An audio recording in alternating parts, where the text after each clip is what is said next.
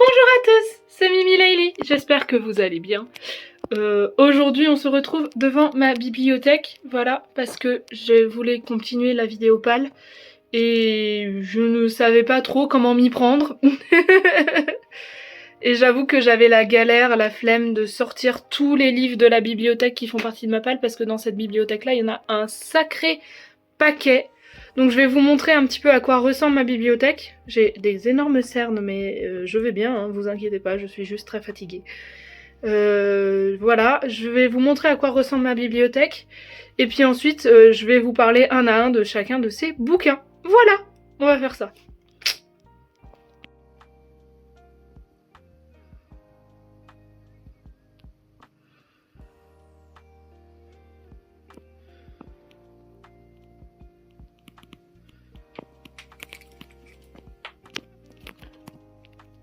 Là il y a un trou, mais c'est parce que c'est le livre que je suis en train de lire.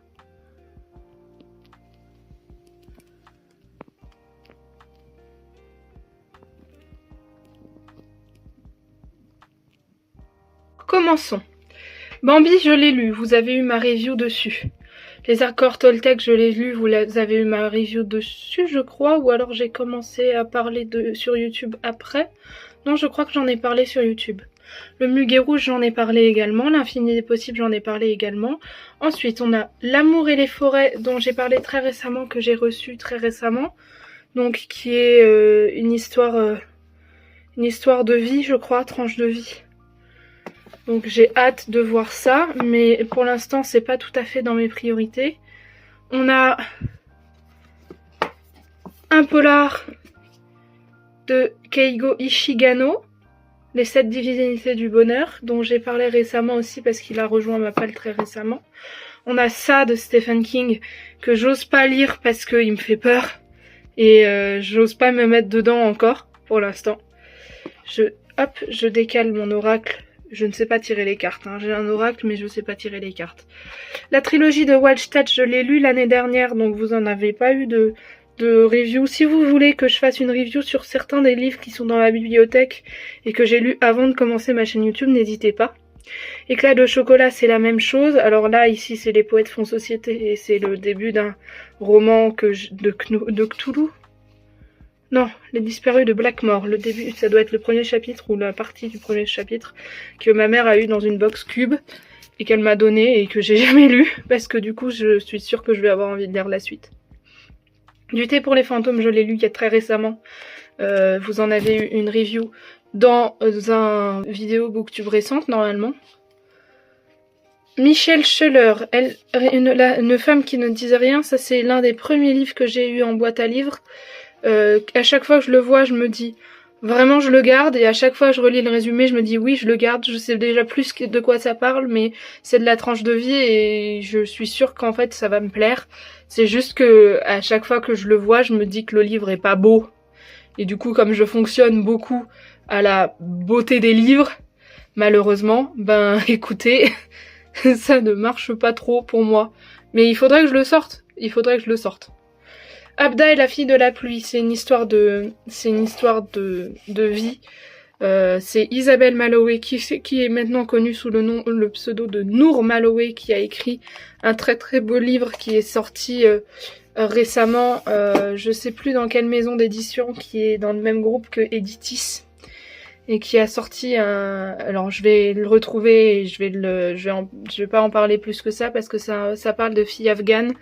Et ça a fait un gros tabac, en tout cas dans ces parties de mes éditions là, donc voilà, il fait partie de ma pile à lire. C'est pas celui qu'elle vient de sortir, mais celui d'avant.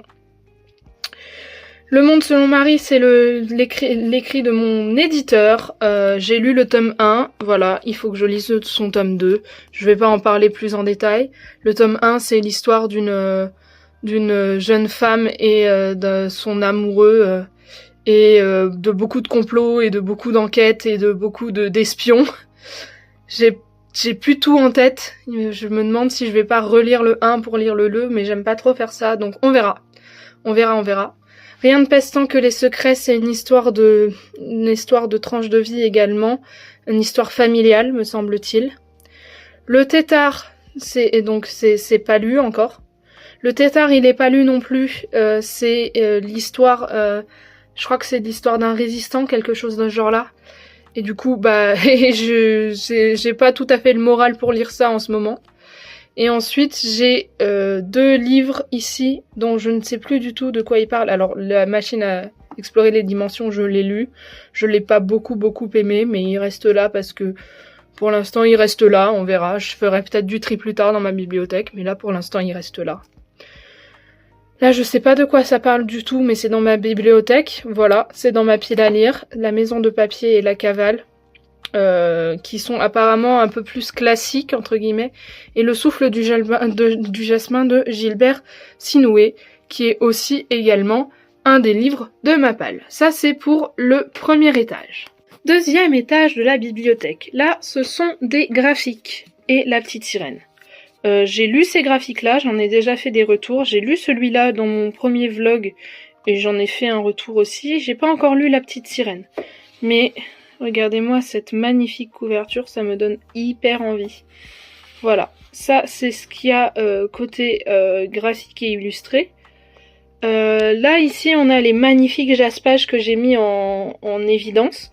Donc là on a La Chasseuse et la Chimiste que j'ai pas encore lu et que j'ai très envie de lire, et je sais pas pourquoi ça fait si longtemps qu'il est dans ma pile à lire, parce que bah ça fait partie des trucs que j'ai vraiment très envie de lire.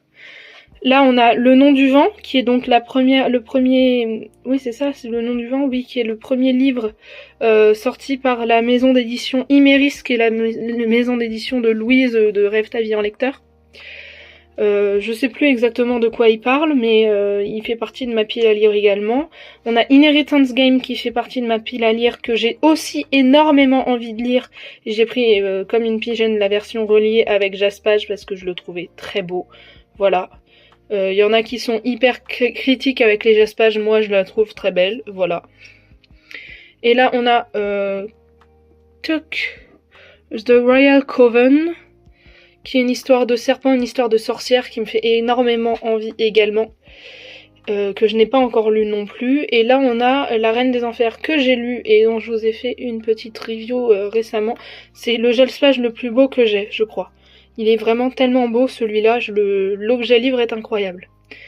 Et ensuite on a David, les jeunes, les femmes et la mort, qui était un graphique que j'ai lu pendant l'un de mes derniers vlogs, il me semble. Qui était l'histoire d'un homme qui avait un cancer et du coup qui savait pas comment gérer ça avec les femmes de sa vie, donc sa femme, sa grande fille et sa petite fille. Voilà. Ensuite, sur cette étagère là, qui est un peu moins bien rangée parce que là normalement il y a un livre que je suis en train de lire en ce moment, on a Rita que j'ai déjà lu et donc je vous ai fait une petite review il y a pas très longtemps. Les 5 qui a été mon premier SP que j'ai déjà lu également.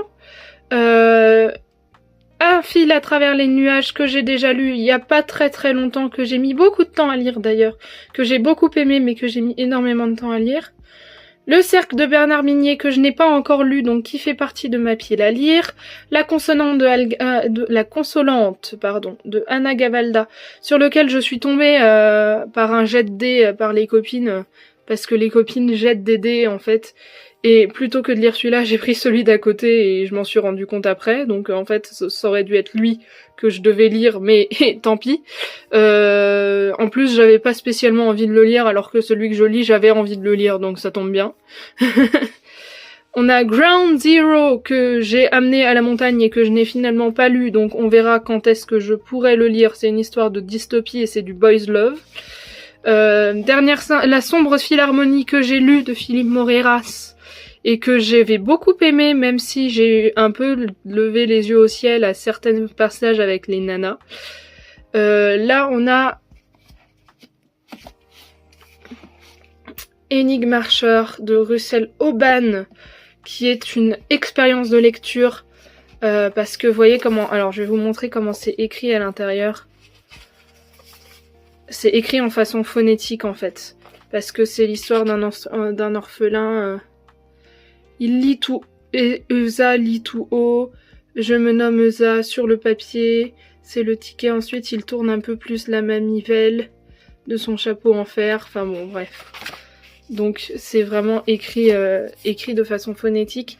C'est une histoire de dystopie, je crois, dans un monde en ruine, où t'as un jeune orphelin qui apprend à revivre. Enfin, je crois que c'est ça l'histoire, mais il faudrait que je le lise parce que apparemment c'est une expérience de lecture unique et j'ai très envie.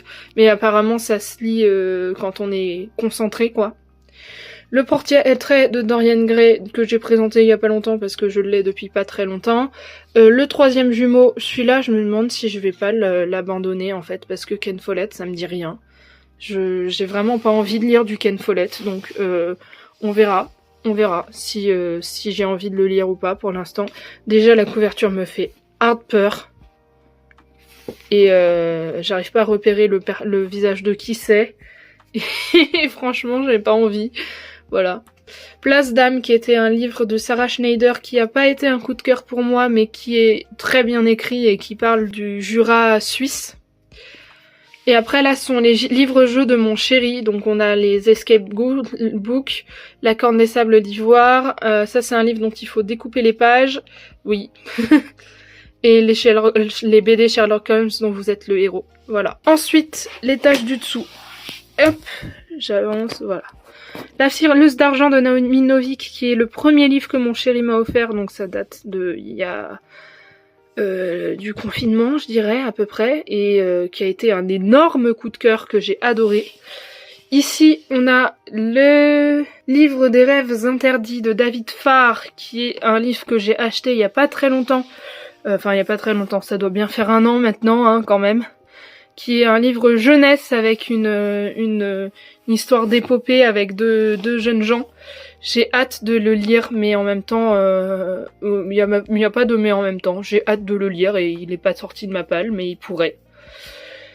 Eric Lhomme a comme association, c'est le tome 8, j'aimerais récupérer tous les premiers tomes parce que je ne les ai pas et j'aimerais tout relire pour pouvoir apprécier le tome 8 à sa juste valeur. Les 6 couronnes écarlates d'Elizabeth Lim que j'ai lu très récemment, Les oiseaux d'argile qui apparemment est une expérience de lecture que j'ai pas trop compris de quoi ça parle, mais qui m'avait suffisamment intrigué pour que je l'achète, et pour l'instant il est encore dans ma palle. Mélissa d'Acosta, vous m'avez vu le lire. Ensuite, Histoire de fleurs, vous m'avez vu le lire. Le parfum de l'impératrice aussi. Musique, c'est la même maison d'édition qu'Histoire de fleurs, et c'est aussi un recueil de nouvelles. Et vu la qualité de celui-là, je pense que celui-là va être très très bon également. Mais pour l'instant, j'ai pas envie de lire de recueil de nouvelles à nouveau. J'ai la suite, mais pas le tome 4 encore, de Mémoire de la forêt de Michael Brun-Arnaud avec... c'est comment il s'appelle, Ferdinand Renard, Auguste Renard. Oh là là, je ne sais plus comment il s'appelle. Je ne sais pas de quoi parlent les tomes 2 et 3. Je sais que normalement il faut les lire par saison. Moi je les lis pas par saison parce que j'ai pas besoin de lecture par saison en fait. Tout peut être sujet à tout. Donc je lis comme je peux, quand je veux. Voilà. La promesse du dragon que j'ai lu il y a très longtemps. Qui est très longtemps. Bah oui, il y a au moins 4 ans, 5 ans, je dirais. Qui est un livre des éditions Beta Publisher, donc Eileen Baker, qui était une épopée dans le monde des yokai avec une jeune fille qui devait retrouver une perle de dragon ou quelque chose de ce genre-là, je sais plus exactement. Celui-là, Les Mémoires du Grand Automne, je l'ai récupéré dans une foire Fnac à Dijon. Je sais pas si je vais le garder parce que en fait plus le temps passe et moins j'ai envie de le lire, donc on verra. J'ai jamais fait de tri dans ma palle, hein, comme je vous l'ai déjà dit, mais si je dois en faire un, celui-là c'est probable qu'il jarte. Voilà. Ascendance of the Bookworm, la petite faiseuse de livres, j'ai pas aimé lire ce light novel en fait. Je me suis rendu compte que les light novels c'était pas fait pour moi, il faut que je le regarde en animé ou que je le lise en manga, mais pas en version light novel, ça marche pas du tout pour moi. C'est quoi un light novel? C'est vraiment la version retranscrite, écrite de ce qu'il y a dans l'animé, et ça ne m'a pas plu, voilà. Et ça, c'est mon coup de cœur de Laura Motingrave que j'adore absolument. Donc il y a ces histoires de chimères, le tome 1 et le tome 2 de sa saga, qui sont les hurlements d'automne. Et c'est vraiment trop bien. Ça parle de loup-garou, ça parle de meute, ça parle de chercher sa voix. C'est génial, c'est absolument génial. Et les reliefs sont très beaux. Et enfin, le dernier étage. Là, on a les Fire Force de mon chéri qui sont pas à moi, du coup.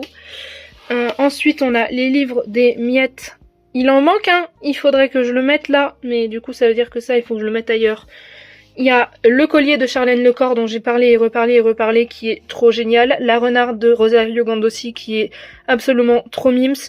Friendzone de Rosario Gandossi, qui est complètement déjantée. Donc tout ça, j'ai lu. Ça, c'est le mien. C'est la cafette, c'est le mien. Que je vous invite à lire ou à relire et qui est dispo partout sur Amazon, en librairie, par commande sur la Fnac, etc., etc. Ensuite, on a La Mansarde de Charlène Lecor qui est officiellement sortie il y a quoi, 2 semaines. Et les mots que j'ai réussi à attraper de Emily Blue. Et ensuite, donc ça c'est de la poésie et ça c'est des histoires de sorcières. Et ensuite on a les parodias des légendaires que je n'achète plus. Mais du coup ils sont là, ils sont plus avec leurs copains. Voilà, shame pour eux. Exactement. Et ça c'est mes marque-pages du coup, que j'ai trié avec vous il y a pas très longtemps. Du coup, les meilleurs d'entre vous auront remarqué qu'il manque la putain de Manhattan parmi les livres des miettes. Cœur, Marine, je te fais plein de bisous. En plus, on est en train de discuter en ce moment par message. Je te fais plein de bisous. D'ailleurs, regarde, hop, je vais faire ça tout de suite. Je vais aller le récupérer. Le voilà. Je vais le mettre avec les autres. Ici. Voilà. Voilà, il est vachement mieux là. Il est hyper bien mis en valeur et il est à sa place. Donc on y était, je voulais vous montrer ma magnifique salopette que je trouve trop belle. Voilà. Pleine de petits bazars, parce que j'aime les petits bazars. Et sur ces belles paroles, je vais vous souhaiter à tous et à toutes de merveilleuses vies, d'être heureux dans vos vies et de faire les rencontres qui vous plaisent avec les gens que vous aimez. Et puis de belles choses. Bisous, ciao!